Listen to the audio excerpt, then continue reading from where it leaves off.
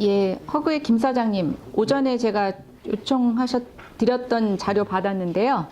예비심사제도의 목적이 무엇입니까?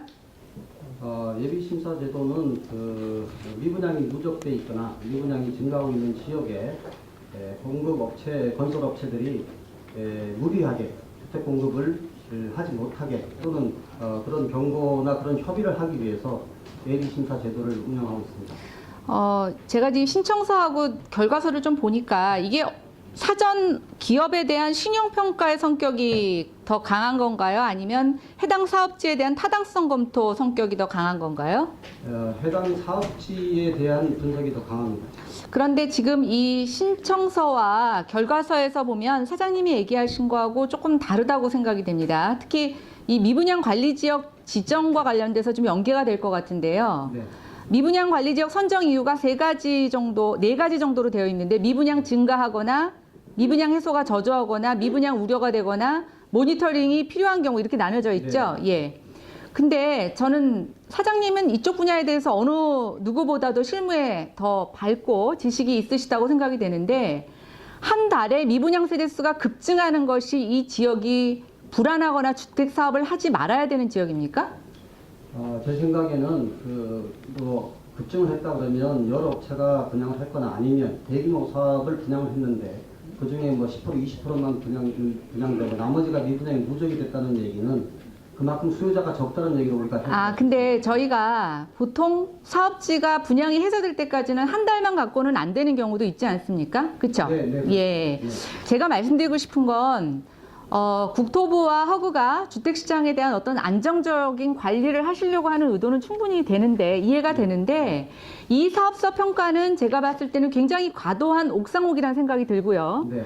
특히 사업을 하겠다는 게 아니라 그 사업을 하기 위해서 택지를 계약하려고 할 때 하는 그 전에 받는 심사가 네. 이거잖아요. 예, 그리고 이거를 안 하고 땅을 살 경우에는 본심사에서 보증을 안 해주겠다는 거잖아요. 네. 네.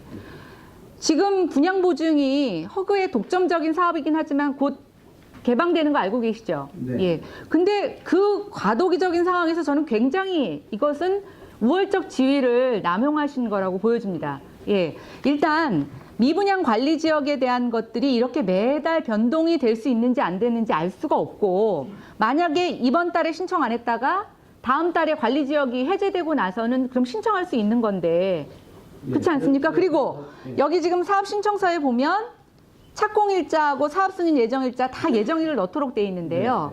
보통 저희가 택지를 사고 5년 동안 묵혔다가 사업을 할 수도 있습니다. 그렇죠? 예. 그럼 그럴 경우에는 어떻게 판단하십니까? 그다음 연이어서 지금 이 결과를 보니까 이 심사 담당자들이 직급이 굉장히 아주 버라이어티합니다. 대리부터 시작해서 주임까지 시작을 해서 약간 책임 있는 분들도 계시는데 이분들이 예비심사 평가하는 평가 매뉴얼이 있습니까? 아마 제가 보기에는 매뉴얼을 가지고 하는 걸로 알고 있습니다. 제가 봤을 때는 한 기업의 사업 여부를 판단하는 이 중요한 특히 택지를 사느냐 안 하느냐라는 거에서 굉장히 저는 조금 가볍게 접근하시는 거라고 생각이 되고 제가 보기에는 분양보증을 준용한 걸로 알고 있습니다. 그 표 테이블에서 아마 대부분 그걸로 가지고 심사를 하고 있는 걸로 알고 있습니다. 제가 말씀드리고 싶은 건 허그가 보증을 한다는 거는 어떤 시장에 대해서 객관적으로 할 수 있는 부분이 있고 과도하게 기업의 전부 사업 자체를 책임지거나 좌우할 수는 없습니다. 그렇지 않습니까? 예, 그래서 저는 이 제도 자체를 한번 이번 기회를 통해서 다시 재점검해 주시기 바라고요. 예, 슬라이드 한번 봐주시기 바랍니다. 이 재생사업에서 허그가 유지관리하고 있는 주택도시 개정 얘기가 계속 되고 있습니다. 여기 지금 주택 개정이 4조인데요. 제가 여쭤보겠습니다. 이 4조에 기존의 공공임대주택에서 주택도시기금에서 나가는 융자가 포함이 되어 있죠. 저는 일부 겹치는 부분이 있을 거라고 보입니다. 겹치는 것이 있을 거라고 보여진다라는 답변은 제가 어떻게 해석해야 합니까? 네, 아직까지 매년 아시다시피 공동임대주택, 그다음에 매입임대, 전세임대 다 금액이 예산으로 확정되기 때문에 아직은 그 전인 걸로 보여지고요. 그다음에 저거 내년도 사업인데 아직도 결정이 안 됐다는 말씀이세요?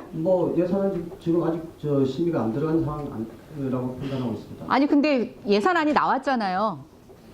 안에 그 1대1로 매칭을 해보진 않았는데 해가지고 저한테 나중에 다시 보고해 주시고요. 네. 예, 그 다음에 이제 도시개정에서 1조가 지출이 됩니다. 그렇죠? 네, 예. 그렇습니다. 이게 이제 매년 1조씩 들어가는데요. 보통 회수 기간을 어느 정도로 보고 생각하고 계십니까? 뭐 사업에 따라서 다 다를 걸로 보여지고요. 네. 저희들이 그 투자 모형에 따라서 뭐 여러 종류가 있습니다. 보증하고 기금하고 결합하는 경우도 있고 또 보증하고 또 외부 자금 결합하는 경우도 있고. 제가 말씀드리고 싶은 건 한 10년 내외로 저는 생각하고 있습니다. 10년 내외로요. 네. 예, 그럼 만약에 손실이 생겼을 때에 대해서는 대응 방안을 갖고 계십니까? 예, 그 기금이 나갈 때는 기본적으로 우리가 저 신용 기관이 아니기 때문에 담보가 우선이고요. 두 번째는 사업자가 자기 자금을 일정 부분을 투자를 해야 됩니다. 그럼에도 불구하고 손실은 날 수 있을 거라고 보여지는데 최소한의 장치는 그렇게 가지고 있습니다. 그러면 주택도시기금이나 허그는 도시재생에서 약간 위험이 있는 사업엔 전혀 투자 안 하십니까? 적극적으로 좀 하려고 노력을 하고 있습니다. 그 대신에 LH라든가 SH공사하고 협업을 하면서 그쪽에서도 좀 리스크가 덜어지도록 또 저희들이 좀 노력을 하고 있습니다. 조금 제가 이해가 안 되는데 네. 위험한 사업에도 투자는 하시는데 회수에는 담보가 있기 때문에 전부 다 회수 가능하다. 지금 이런 말씀을 하고 계시는데요. 국토부도 와 계시니까 제가 같이 말씀을 드리는데 네. 돈을 쓰지 마시라는 게 아니라 네. 적당히 매몰 비용으로 삼아야 될 것도 있다고 보여지고요. 네. 회수 기간이 긴 것, 짧은 것 다 있어서 네. 다양한 고민을 하셔야 된다고 생각이 됩니다. 네. 그다음 감정원 질문 드리겠습니다. 오전에 제가 자료 요청한 거 안 왔습니다. 시간이 좀 걸려서 준비 중에 있습니다. 시간이 걸려서 못 주시는 겁니까? 줄 수 없어서 못 주시는 겁니까? 실제로 실거래가로 해서 마련들을 말씀하시는 건데요. 네. 실제로 실거래가라는 것은 국토 전체 면적의 약 2%에 나오는 자료로서 실제로 전체 거래에 대비하기는 좀 무리한 경우가 있어서 그럼 제가 한 가지 여쭤보겠습니다. 예. 어떤 지역에서 어떤 부동산을 소유하고 있느냐에 따라서 동일 가액의 부동산이지만 재산세가 다르다는 거 알고 계십니까? 약간의 차이가 있을 수 있습니다. 약간의 차이가 아주 큰 차이일 수도 있습니다. 그렇죠? 예. 그 중에서 특히 우리가 부동산 중에서 집이 가장 재산세를 많이 낸다는 것도 알고 계십니까? 주택 부분 얘기하시는 네. 거죠? 네. 네. 알고 계시다니까 제가 더 황당한데요. 저희가 지금 보유세 증세 논란이 있고 여러 가지가 하는데 국민들 입장에서는 내가 어떤 자산을 가졌을 때 재산세를 가장 많이 내는지 또 똑같이 2억의 부동산을 가졌는데 서울에서 내는 재산세와 부산에서 내는 재산세가 틀리다면 이건 분명히 이의를 제기해야 될 사항이라고 생각이 됩니다. 그래서 제가 국토부한테 이 자료를 계속 감정하라고 요청을 드리는 거고요. 이 부분은 계속 어떠한 형태로든 표면화하실 수 있는 방법이 필요하고요. 마지막으로 마이크 꺼줘도 제가 말씀드리겠습니다.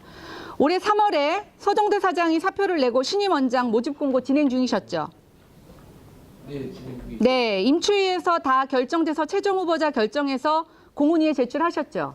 네, 그렇습니다. 네, 공문위가 왜 안 열리고 있습니까? 그 공문위가 대선 때문에 복잡하니까 안 열리고 있었겠죠. 그렇죠? 예. 그런데 공문위에 올리기 전에 10월에 후보자들 다 사퇴하셨습니다. 그렇죠? 네, 그렇습니다. 사퇴 이유가 뭡니까? 마땅한 적임자가 정부의 생각이 없었던 것 같기도 하고요. 새 정부가 들어섬으로 해서 제가 여쭤보는 건 그러면 정부가 마땅한 적임자가 없어서 사퇴하시라고 말씀드린 겁니까? 그런 건 아닙니다. 아니 근데 아까 적임자가 없어서 왜 사퇴합니까? 제 추측으로 그렇습니다. 제가 한번 다시 묻겠습니다. 국토부나 기재부에서 이 후보자들에게 사퇴하라고 하는 직간접적인 압력이 있었습니까? 없었습니다. 다시 한번 묻습니다. 압력이 없었습니까? 네, 그렇습니다. 마지막으로 회의록에 정식 기록으로 남습니다. 압력이 없었습니까? 네. 네, 이상입니다. 네, 수고하셨습니다. 다음 질의는